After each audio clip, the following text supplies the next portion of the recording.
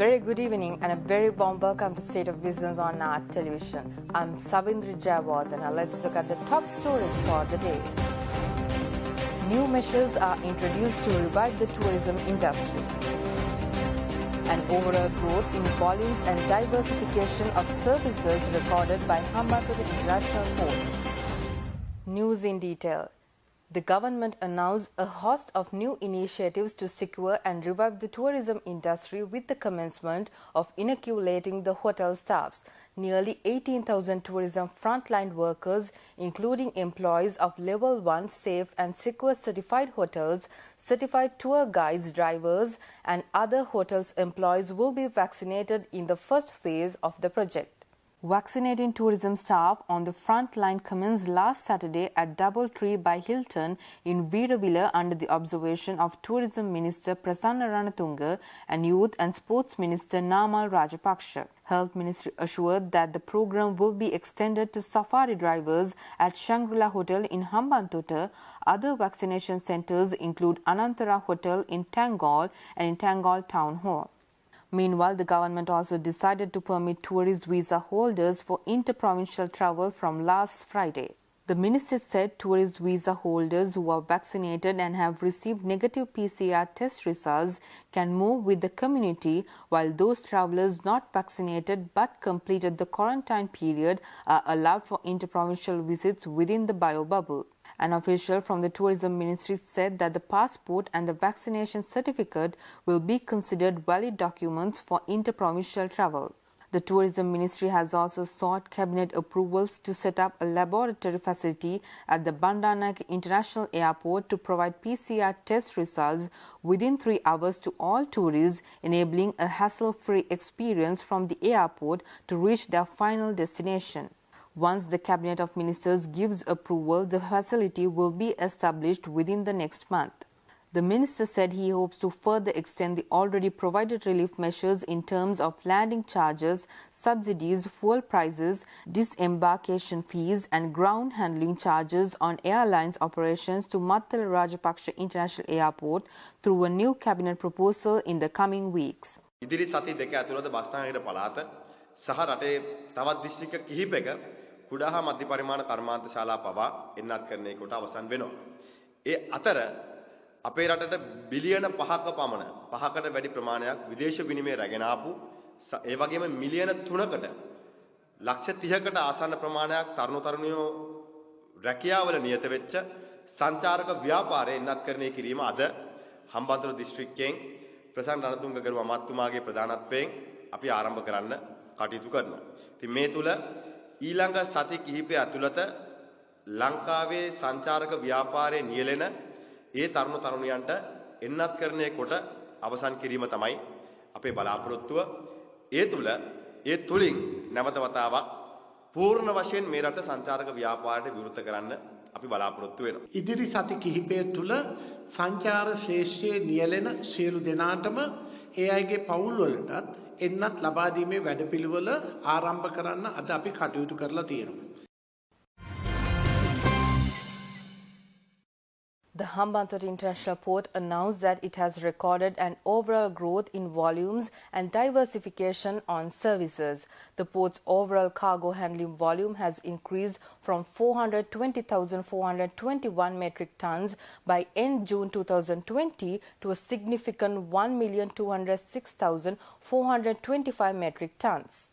Hambantota International Port continued its operations without interruption throughout the pandemic and is now seeing the results of experienced port management combined with the dedicated services provided to their customers. Roll-on and roll-off volumes as at the end of June 2021 were 413,005 metric tons as opposed to the 239,827 metric tons in June 2020.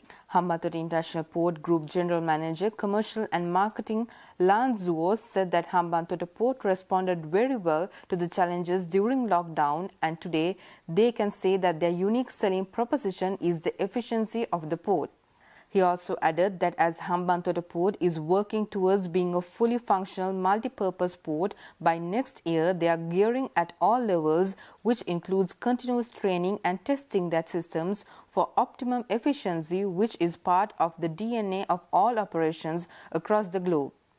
The port recently concluded the unloading several packages including power transformers and other parts for the Ceylon Electricity Board, showcased the port's expertise and capacity for discharging and delivering large-scale or heavy units. Increased productivity levels from back-to-back ro-ro vessels was another outstanding achievement of the port.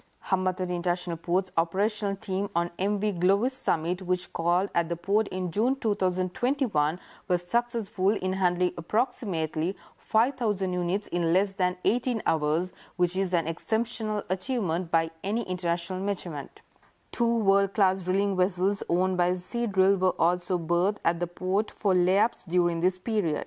Hambantota International Port now has the added service advantage of providing their RO callers with bunkering facilities. Stay tuned for more news right after this break.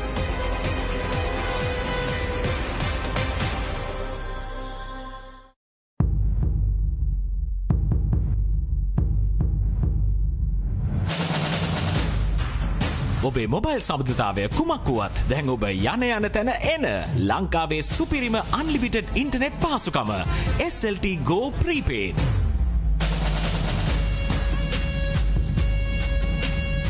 SLT Go Wi-Fi ඇති ඕන තැනක ඕනෑම වෙලාවක unlimited data. SLT Mobitel. එකම එක සමදියාව. ඒත් නෑනේ පොළගාවේ නම් තිබුණලු මම ගියා එහෙත් ඉවරයි කාර් එකයි කෝටි ගොඩයි ටිකට් එකයි දිනුම් දෙකයි සම්පත ලග්නවර්ම මාසිකම එකයි පරක්කු වෙලා වාසනාව නැති කරගන්න එපා ජාතික ලොතරැයි මණ්ඩලය.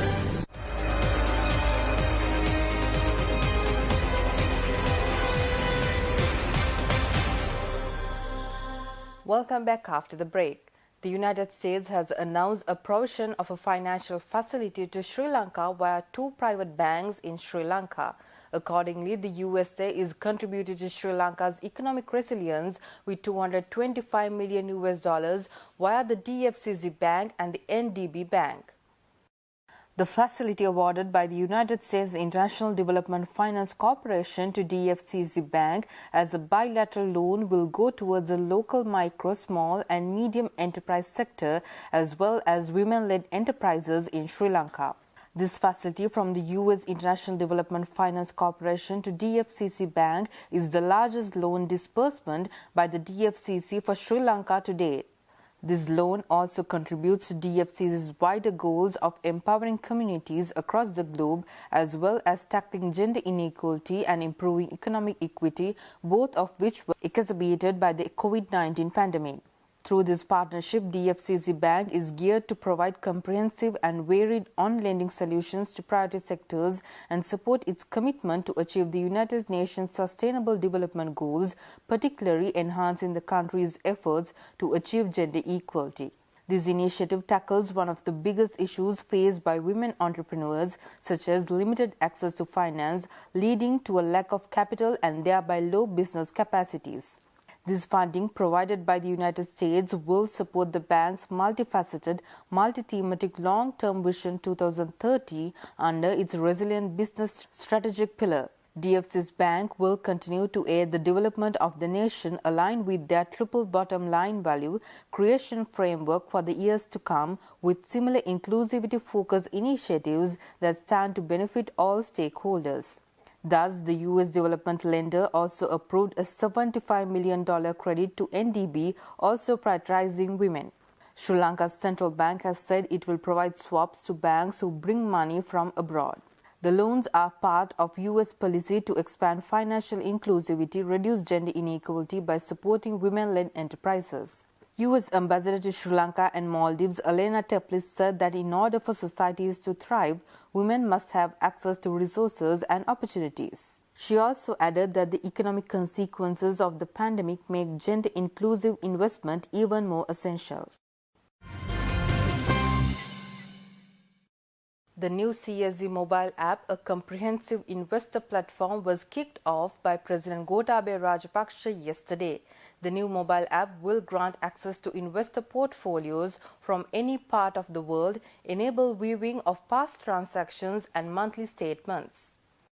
The digitalization initiative is expected to be completed in 3 phases and is a collaborative effort of a joint committee comprising of both the SEC and the CSE members appointed by the SEC chairman. The first phase was launched in September last year, which included customer onboarding to trade confirmation and execution of corporate actions. Since the completion of the first phase of digitalization and the launch of the mobile application, total app downloads exceeded 65,000 and approximately 17,000 new Central Depository System accounts were opened via the mobile app. Moreover, 97% of the total local individual accounts opened were through the app and 84% of the total accounts opened were by those aged 18 to 40. The app has become one of the fastest growing in Sri Lanka, reaching 21 million smartphones nationwide.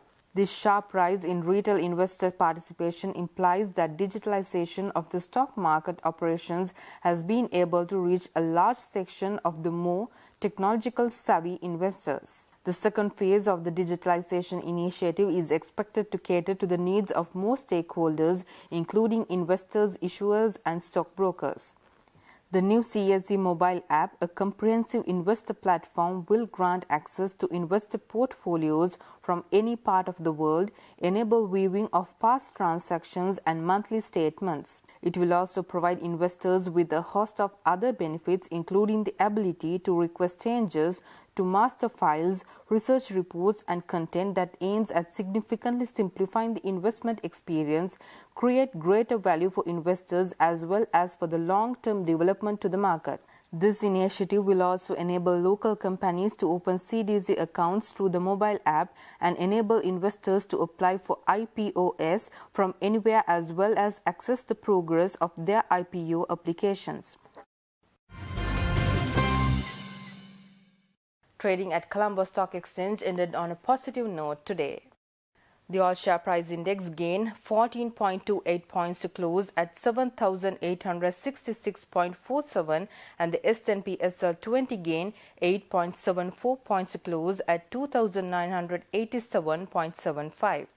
The turnover was 2.26 billion rupees and over 120 million shares were traded. Up next are Forex rates.